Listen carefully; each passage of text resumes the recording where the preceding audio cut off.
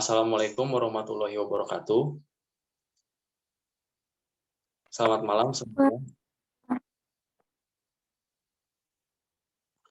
Perkenalkan, saya Jody Triadi dari kelompok 3, dan juga perkenalkan rekan-rekan teman presentasi saya.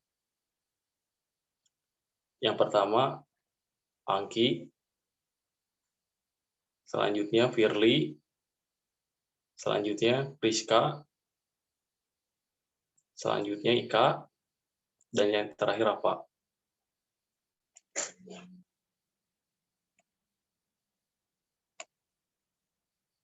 Di sini saya akan mempresentasikan sejarah kurikulum.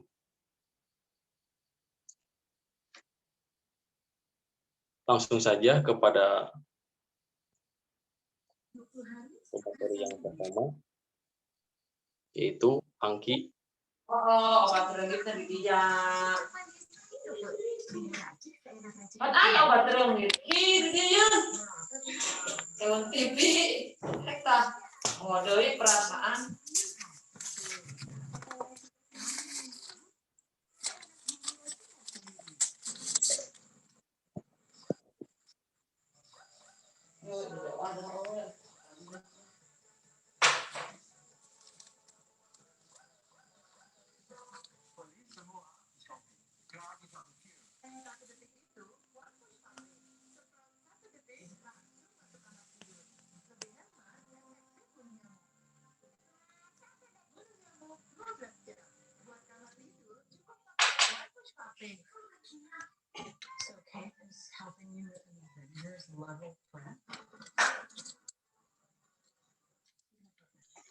Baik, terima kasih kepada moderator. Langsung saja. Sini saya akan menjelaskan tentang sejarah perkembangan kurikulum di Indonesia. Yang pertama itu ada prakemerdekaan. Kurikulum ini pada masa Belanda pada awalnya bangsa Eropa, baik Portugis maupun Belanda, belum memperhatikan pendidikan dan tujuan mereka mencari rempah-rempah dan berdagang. Meskipun demikian, tidak dapat dipungkiri bahwa bangsa Eropa ini datang ke Indonesia mempunyai tujuan lain, seperti menyebarkan misi agama. Hal ini dilakukan agar mempermudah pelaksanaan misi perdagangan dan misi agama itu sendiri. Nah, pada abad ke-16 dan 17, berdirilah lembaga-lembaga pendidikan dalam upaya penyebaran agama Kristen di tanah air.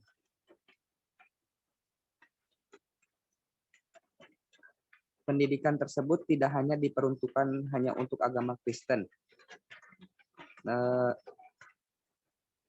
tetapi juga untuk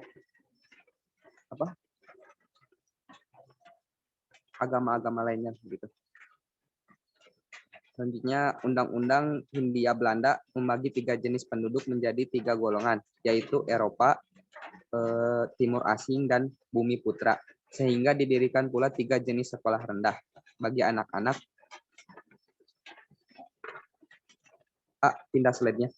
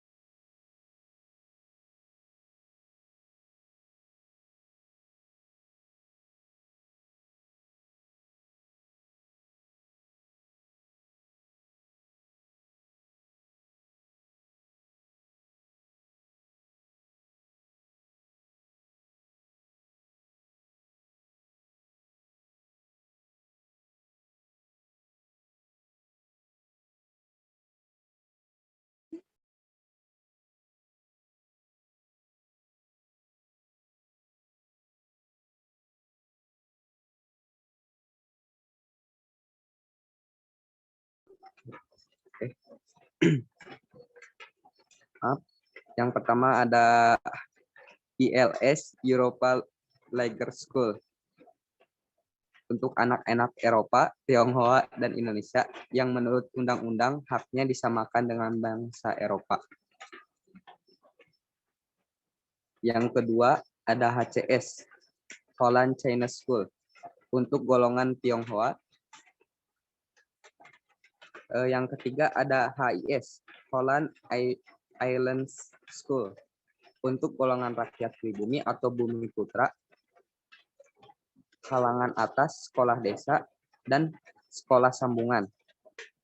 Untuk pribumi dan kalangan bawahan, sekolah menengah atas pada zaman Belanda adalah AMS atau Algemene Middelbare School.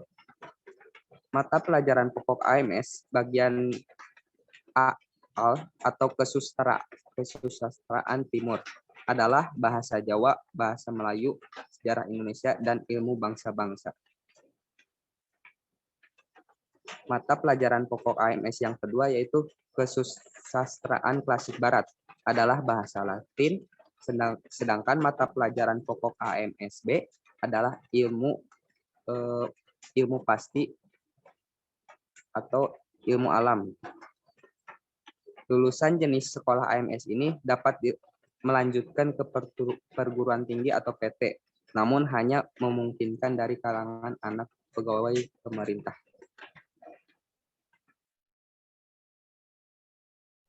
Sekian dari saya, terima kasih.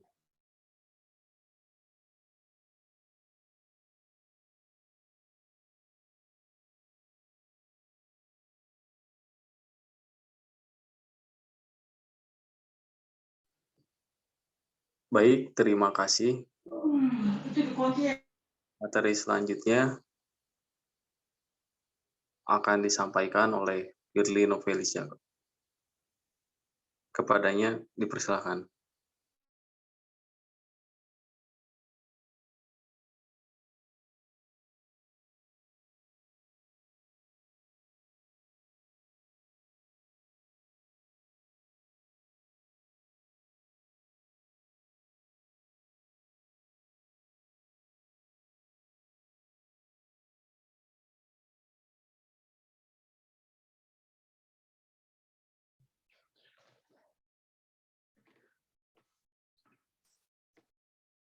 Kurikulum pada masa Jepang. Pada masa ini, semua sekolah rendah yang bermacam-macam tingkatannya dihilangkan sama sekali dan ditinggalkan sekolah rendah untuk bangsa Indonesia, yaitu sekolah rakyat yang disebut Kokumin Gakko 6 tahun lamanya. Jenis pendidikan ini kurang memperhatikan isi, anak-anak didik harus membantu Jepang pada peperangan, sehingga harus mengikuti latihan militer di sekolah. Pelajaran olahraga juga diperlukan dan anak didik disuruh untuk menanam pohon jarak untuk minyak demi kepentingan perang. Sekolah menengah pertama mulai pada zaman penjajahan Belanda didirikan pada 1960 yang bernama Gymnasium, lamanya belajar 3 tahun, dan siswa-siswanya hanya terbatas pada orang-orang barat atau golongan ningrat. Sekolah-sekolah itu tidak terlepas dari tuntutan dan kebutuhan masyarakat di mana sekolah itu berada. Sedangkan bentuk sekolah dari kurikulumnya sudah barang tentu untuk mencapai tujuan tersebut. Adapun mata dan kurikulum sudah barang tertentu untuk mencapai tujuan. Adapun mata pelajaran Walken yang diajarkan pada Gymnasium yaitu yang pertama bahasa Belanda, bahasa Inggris, ilmu hitung, aljabar, ilmu ukur, ilmu alam, ilmu hayat, selanjutnya ilmu bumi, sejarah atau Geschiedenis, sejarah atau Stadtkunde. Selanjutnya tata buku. Pada masa Jepang, kurikulum yang diterapkan bertujuan agar rakyat dapat membantu pertahanan Jepang. Karena itu, yang diajarkan pada masa pemerintahan Jepang diubah sesuai keinginan bangsa Jepang. Hal itu dimulai dari perubahan bahasa, dari bahasa Belanda yang diubah menjadi bahasa Jepang, mata pelajaran ilmu pasti, ilmu alam, ilmu hayat, dijadikan pengetahuan dan dasar, seperti yang diberikan Mulo, yaitu pada bagian ilmu pasti alam. Mata pelajaran ilmu bumi, sejarah, tata negara yang dahulunya terpusat pada Belanda, sekarang berubah terpusat pada Jepang, Asia Timur pada 1942, HMS milik Belanda diganti Jepang menjadi Sekolah Tinggi SMT dengan lama pendidikan 3 tahun. Isi dalam rencana pelajaran SMT yang sangat penting diketahui adalah yang pertama, pemakaian bahasa Belanda dilarang, yang kedua, bahasa resmi dan pengantar bahasa Indonesia, yang ketiga, bahasa Jepang menjadi mata pelajaran wajib, yang keempat, pengajaran adat istiadat Jepang, selanjutnya, sejarah Jepang sangat penting, pelajaran ilmu bumi dalam aspek geopolitik perlu dipelajari. Terima kasih.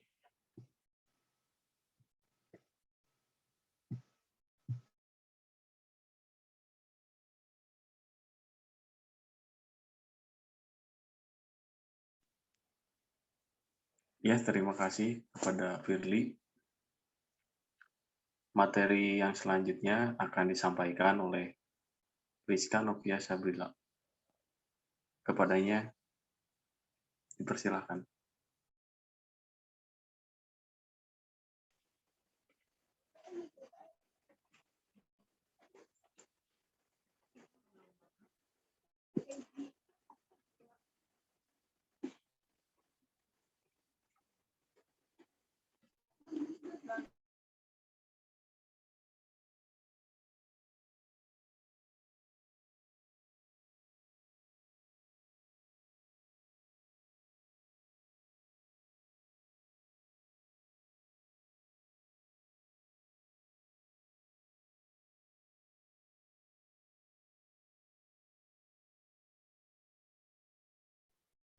Yang pilih satu lagi, A.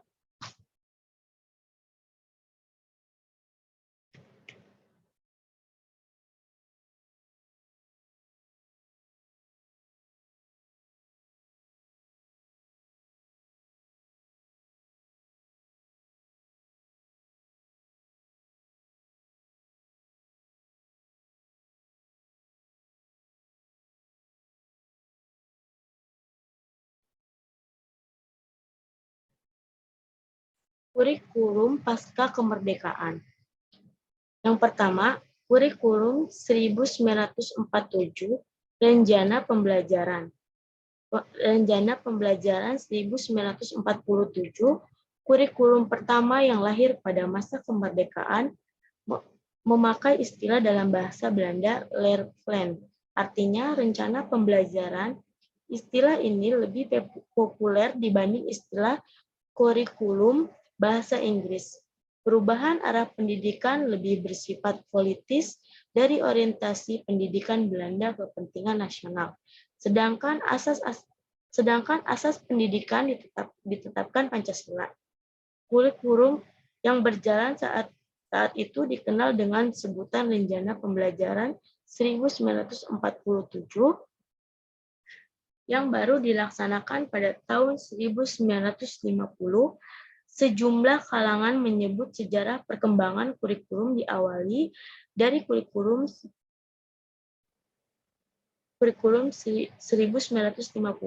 Bentuknya memuat dua hal pokok. Yang pertama, daftar mata pelajaran dan jam pengajarnya. Yang kedua, garis-garis besar pengajaran. Pada saat itu, kurikulum pendidikan di Indonesia masih dipengaruhi sistem pendidikan kolonial Belanda dan Jepang, sehingga hanya meneruskan yang pernah digunakan sebelumnya.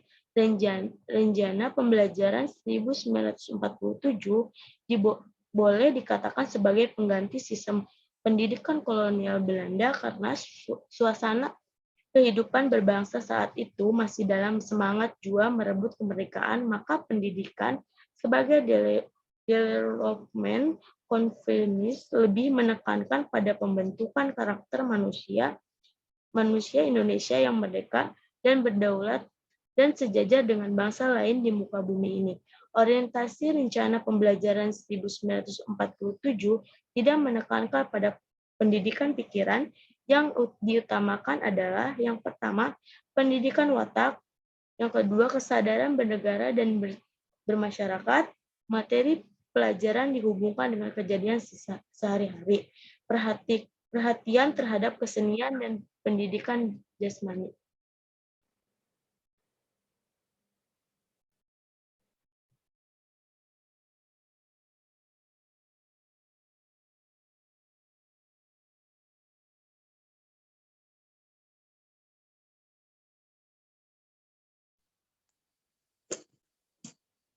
Ya, materi selanjutnya akan disampaikan oleh Rizka Novia Sabrila.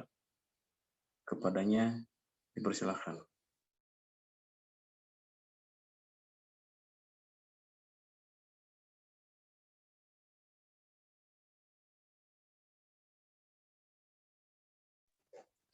Materi yang selanjutnya yaitu Kurikulum 1952.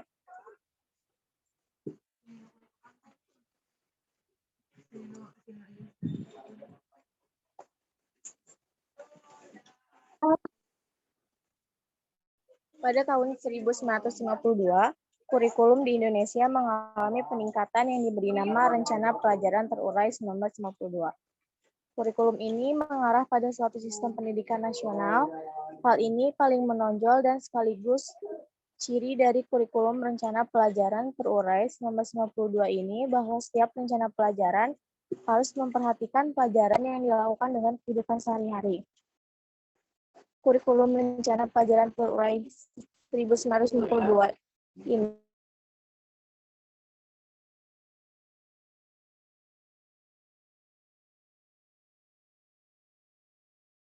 disebut juga dibentuk kelas masyarakat, yakni sekolah khusus bagi lulusan sekolah rakyat 6 tahun yang tidak melanjutkan ke sekolah menengah pertama. Kelas masyarakat ini mengajarkan keterampilan seperti pertanian, pertukangan, dan perikanan. Tujuannya adanya kelas masyarakat ini agar anak yang tidak mampu ke jenjang SMP dapat langsung bekerja.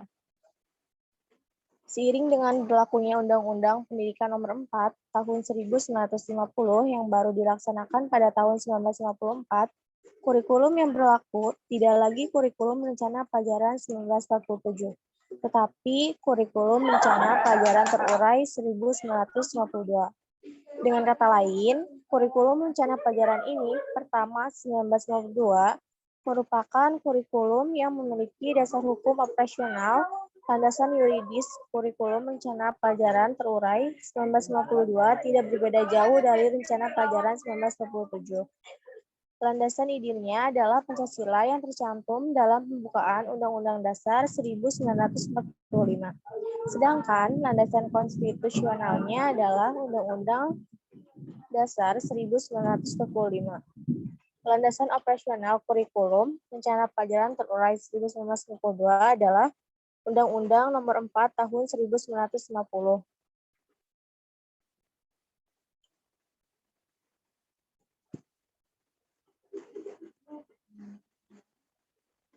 Slide-nya, Pak.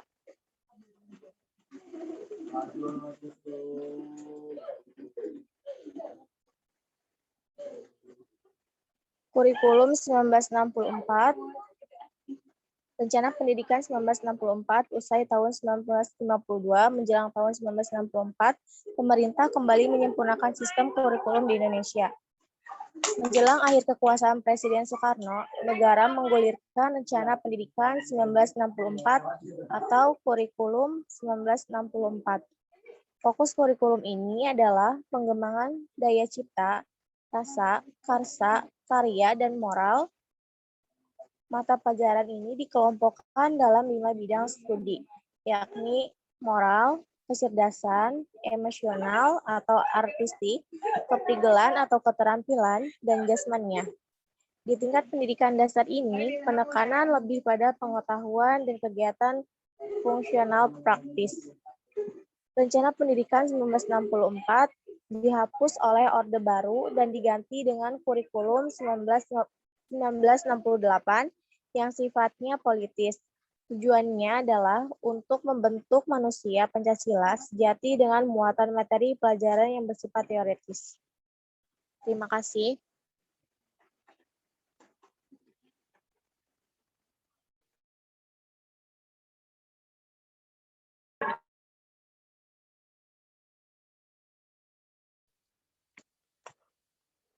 Ya, terima kasih. Materi selanjutnya akan disampaikan oleh Ika Dwi Septia. Kepadanya dipersilakan.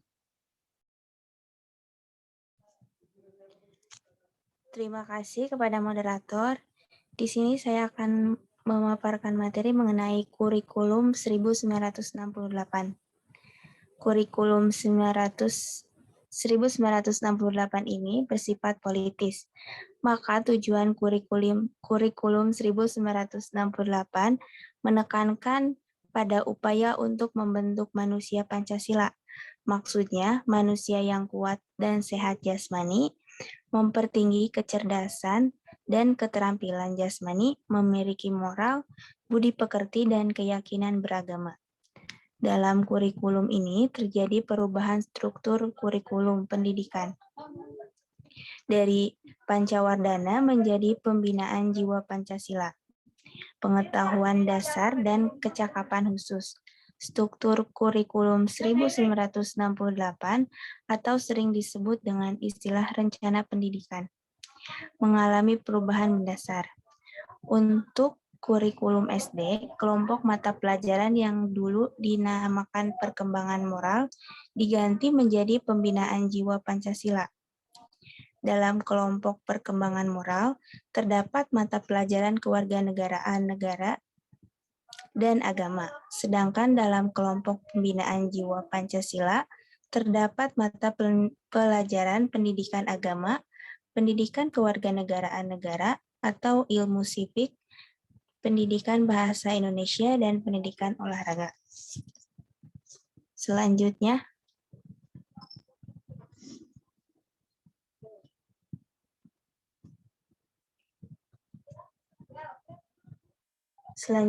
yaitu kurikulum 1975.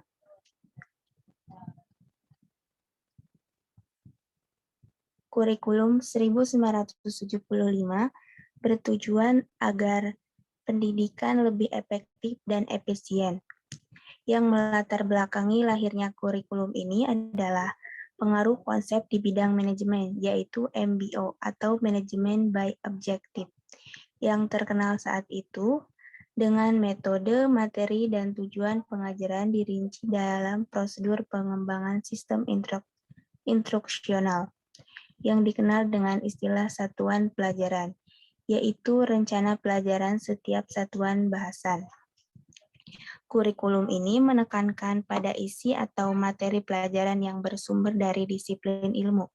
Dalam kurikulum ini, fungsi pendidikan adalah memelihara dan mewariskan ilmu pengetahuan, teknologi, dan nilai-nilai budaya masa lalu kepada generasi muda. Terima kasih.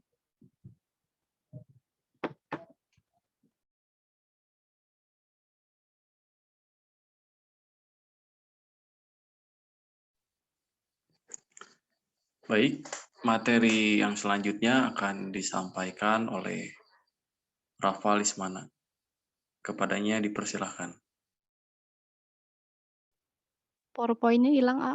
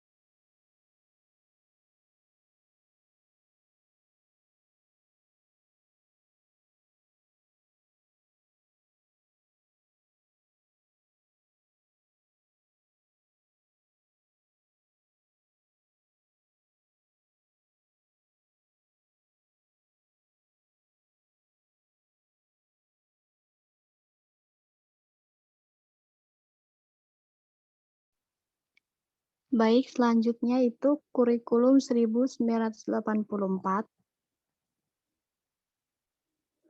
Kurikulum 1984 mengusung proses skill approach meski mengutamakan pendekatan proses, tapi faktor tujuan tetap penting.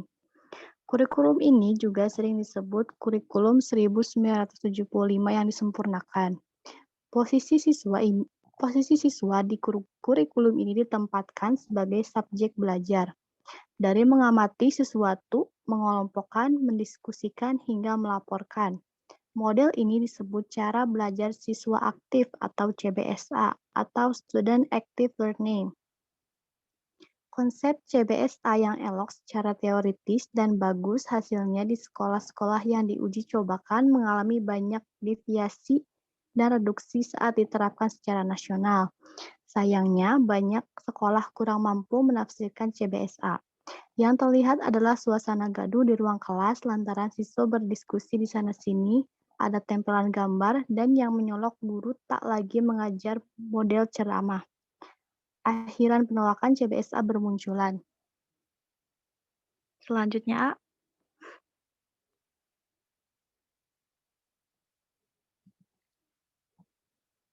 Yang selanjutnya itu ada kurikulum 1994. Kurikulum ini merupakan hasil upaya memadukan kurikulum-kurikulum sebelumnya, terutama kurikulum 1975 dan 1984. Perpaduan antara tujuan dan proses yang belum berhasil, sehingga banyak kritik berdatangan.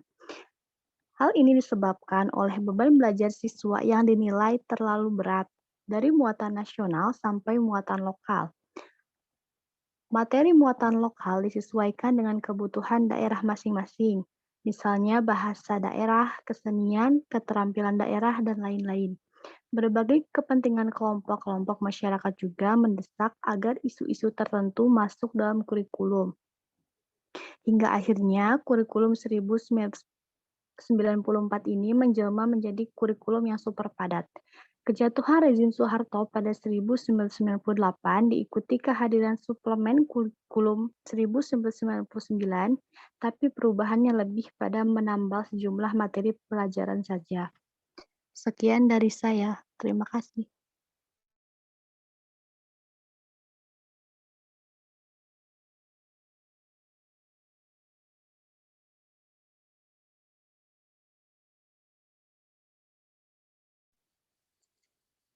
Ya, baik. Materi yang selanjutnya, yang terakhir, akan disampaikan oleh Wulan Fajia Trimulyanti. Kepadanya dipersilahkan.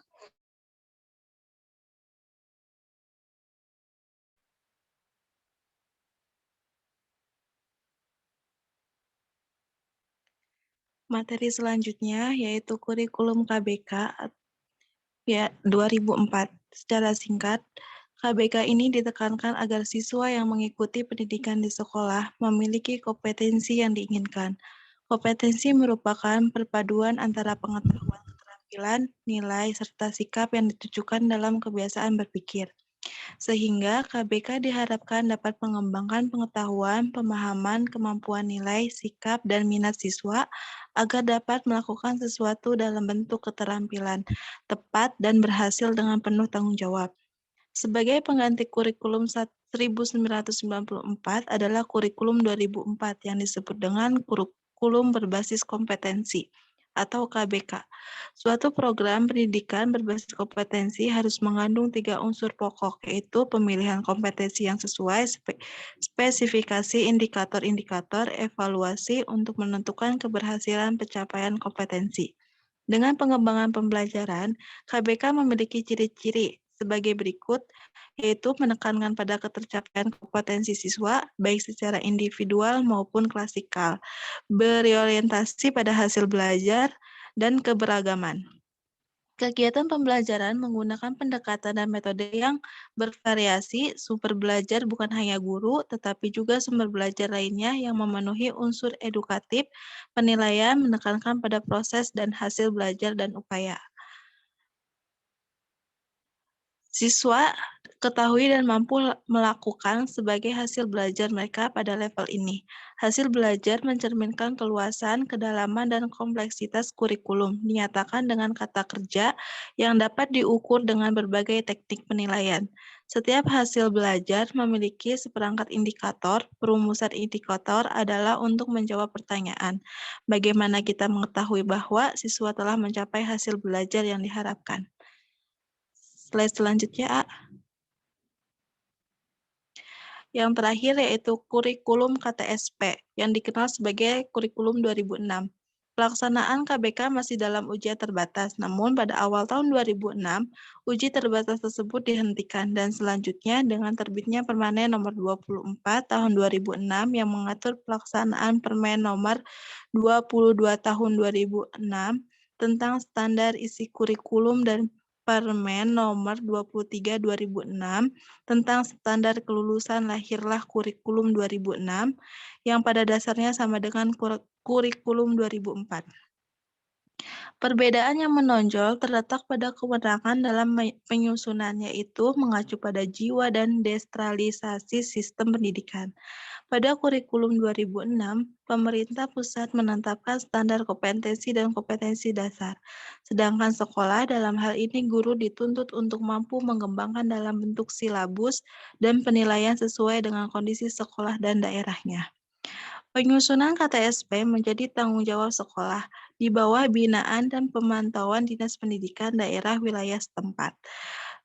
Kurikulum 2013, tema utama kurikulum adalah menghasilkan insan Indonesia yang produktif, kreatif, inovatif, afektif melalui pengamatan sikap. Terima kasih.